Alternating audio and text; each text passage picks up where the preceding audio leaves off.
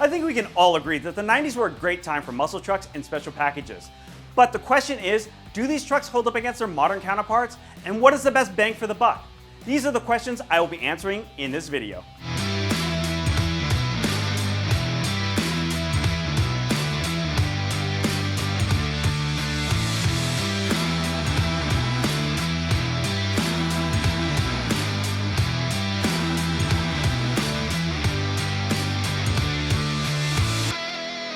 Well, it's a fact that nostalgia for everything from the 90s hits hard these days.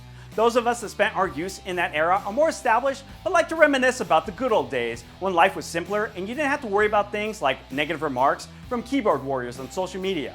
But hey, I'm with y'all. I think 90s was peak society, but you may be wondering, how does this all translate with the lower truck scene? Well, let's dig in.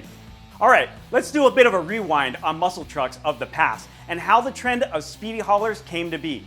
In order to explain it all, I need to bring up the origins of hot rodding, which goes back to the 1940s and 50s, when young men came back from World War II and had mechanical training and a need for speed. They started taking things into their own hands to make vehicles faster and fulfill their needs. During the mid-century, domestic automakers responded with powerful V8 engine offerings, which later translated to the factory-built muscle cars of the 1970s. However, the horsepower war came to a screeching halt in 1973 with the oil crisis and government regulations that called for new vehicles to be made with more efficient running gear. However, there were some loopholes as trucks were not held to the same regulations as cars. Seizing the opportunity, Dodge created the first package muscle trucks with the 1978 Little Red Express and Midnight Express trucks. These lighter weight trucks came with powerful V8 engines and a bunch of exterior styling to let everyone know what's up. Though they were only produced for 2 years in small quantities, they became rare gems for truck enthusiasts that want a speedy and stylish pickup that reflects the wild themes of the 1970s. Rolling into the 1980s, GM had experimented with more efficient ways to make power and developed a turbocharged 3.8-liter V6, which was put to use in the iconic Buick Grand National. However, after a few years, Buick made a shift from this offering to put focus on luxury and comfort. Thus, the fan favorite was put to rest, but some execs at GM wanted to stuff the engine in a truck. Well, Chevy said no, and GMC said yes to the idea. Moving on with the concept of a turbo V6 powered truck called the Syclone, GMC derived their own turbocharged 4.3-liter V6 engine that was then stuffed in a first-gen Sonoma.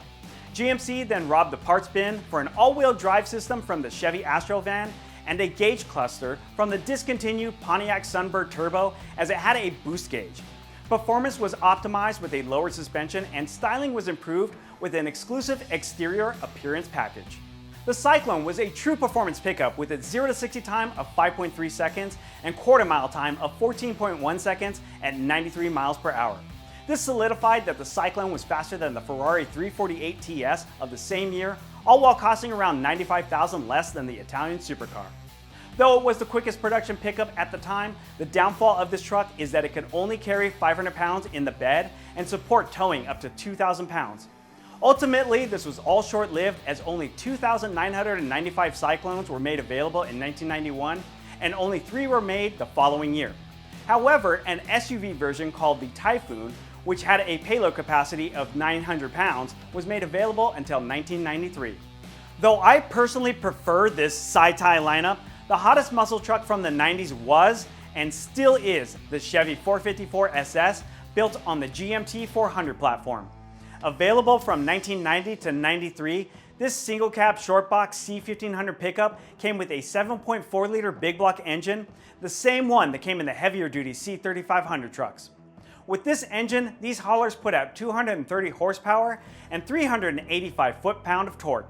This made it quick off the line with a 0 to 60 time of 7.1 seconds, but less impressive was the quarter-mile time of 15.7 seconds at 87 miles per hour. Styling came in the form of a black grille, fog lights, sports side mirrors, and 454 SS stickers in the rear. Over the years, these trucks were available in black, red, and white to keep it simple. These trucks helped launch the sport truck scene, with many of them customized by top-name hot rodders like the late Boyd Coddington. Though the 454 SS was a great package for the day, I don't think they hold up against some of the modern offerings. Now, don't get me wrong here, I do love them and would be happy to have one, but I don't think they are as cool as they are hyped up to be these days. While on the subject, OBS GM trucks are super hot right now, and the 454 SS is at the top of the list for many nostalgic enthusiasts. If you're in the market for one of these trucks, you can expect to pay anywhere from $25,000 to $50,000 these days. In my opinion, if you're looking to have an OBS muscle truck, I think it would be wiser to purchase a cheaper C1500 in good shape. Then you can add a modern engine like an LS or LT to get more power for less investment. On that note, there were less than 17,000 of these 454 SS pickups made, and they are typically worth more in good factory condition. So I'd personally leave them to the caretakers of truck history. With all the offerings from GM in the early 90s, Ford decided to strike back in a quick manner. In fact, lightning quick, with a performance truck package of their own. Utilizing the 9th generation F-Series pickup, Ford created the coveted Lightning F-150 built by their special vehicle team.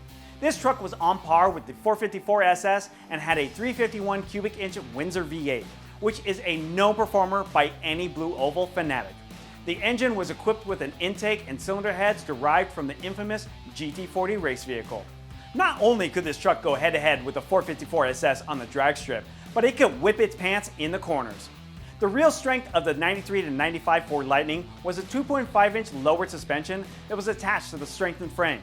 Styling was kept simple to only a few color options, however they did come with 17-inch aluminum wheels. Now you might scoff at these today, but wheels of this size at that time were a big deal and really complemented these trucks.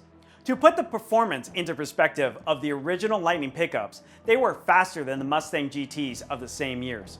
That speaks volumes for how fast this bulky hauler was. In the current day, OBS Ford trucks like this are all the rage, and with only 11,563 total of these Lightnings ever made, these rare gems are highly sought after. Though the initial run of the gas-powered Lightning muscle trucks came to an end in 1995, Lightning struck twice with the Ford SVT folks. Along the launch of the 10th generation F-Series trucks, Ford resurrected the Lightning with an even better rendition in 1999. For the second generation of this special edition pickup, Ford gave it a 5.4-liter Triton V8 engine and slapped on a 1.4-liter Eaton Roots supercharger to boost power to 360 horsepower, which increased to 380 horsepower in later models. Like all other muscle trucks, the second-gen Lightning had a standard cab configuration, but the short bed came in the stylish flare-side form. In fact, this truck had a tastefully upgraded exterior, accentuated with a streamlined bumper and side body kit. Though this model ran until 2004, it was a product of the 90s and is highly regarded by Blue Oval fans. It is also worth mentioning that Dodge did come back around to make attempts at capitalizing on the 90s muscle truck movement with the V8-powered Dakota RT. It was made available continuously from 1991 to 2003 with 2 generations. The first of which had a 318 cubic inch Magnum engine with 230 horsepower, while the later generation Dakota RT was boosted with a 360 cubic inch Magnum to bring the power rating to 250 horsepower. These trucks were pretty good competition to the other trucks mentioned here and were a huge hit with the Mopar fanbase. I would also like to note that there were a few models like the S10 SS and S10 Extreme that were mostly appearance packages. Later attempts with the Chevy Silverado SS and Trailblazer SS did see some power gains over standard versions, but did not leave a big mark in the history books. I think the last of the great muscle trucks was the Dodge Ram SRT10, as it had the Viper's 502 cubic inch V10 engine stuffed under the hood. At the time, it was the fastest production pickup, but it also sucked fuel quicker than I downed Slurpees in the summertime. By the end of the 2000s, factory-built ground-hugging muscle trucks had become a thing of the past. As time went on, truck performance packages were pretty much made exclusive to lifted off-road models. For example, Ford's SVT program shifted to the development of the Raptor after the Lightning was discontinued. Ram also stepped things up with a 700 horsepower TRX, but it too is a truck with a large stature. So the question is, how do these great muscle trucks of the past compare to modern truck offerings? Well, when it comes to the capabilities, I don't mean to break hearts, but the simple answer is that new trucks are not only more powerful and faster, but they also do it all with way more fuel efficiency. On top of that, the current models are bigger, safer, and have more standard features like onboard entertainment systems and powered, well, everything.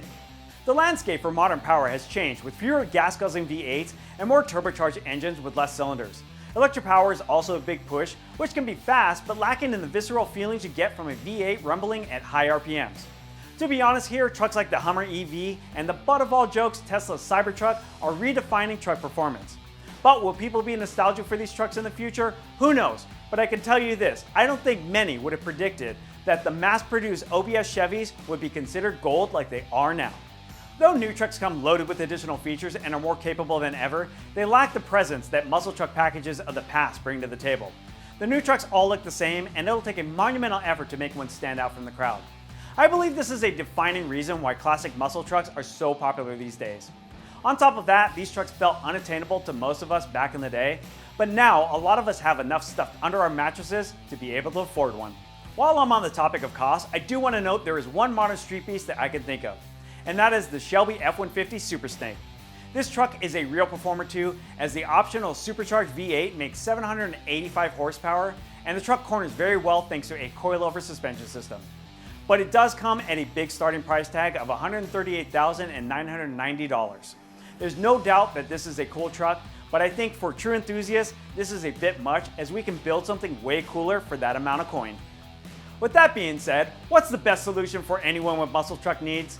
Well, for those that want to scratch the nostalgia itch, you can get in one of these classic trucks for cheaper than a lot of the bland new trucks of today. But in my opinion, it's better to build the truck of your dreams to ensure you don't make any compromises along the way. And if you budget correctly, you might be able to get more for less. Well, that just about does it for this video, and we thank you for watching it. Make sure to hit that subscribe button so you don't miss a future video, and we will catch you next time.